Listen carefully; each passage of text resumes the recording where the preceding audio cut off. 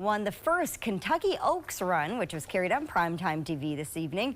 Of course, food, drink, and fashion are also huge parts of the Derby. Do you know how long I've been waiting for this? Oh, what was the thought behind your headwear? It was really colored, so I knew I was wearing a white today, so I needed something that was white. I've thought there's 3 different days, 3 different outfits, and I wanted like a different kind of vibe each day. The thought was Definitely can't repeat an outfit at the Kentucky Derby, no way. Coverage of the Derby and all of those hats begin tomorrow afternoon at 1:30 on NBC. Always one of my favorite sporting events of the year. Very fun to watch. Yes. Blake Hornsby here to talk about some local sports.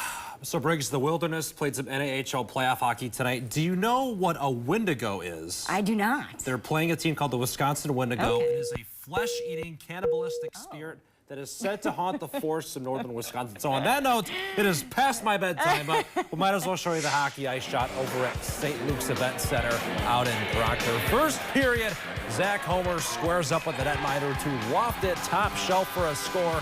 The future Canisius College Golden Griffin puts the Wilderness on the board. And later in the frame, Logan Nagel goes around the net and feed Max Edwards. The one-timer in close quarters beats the goalie again.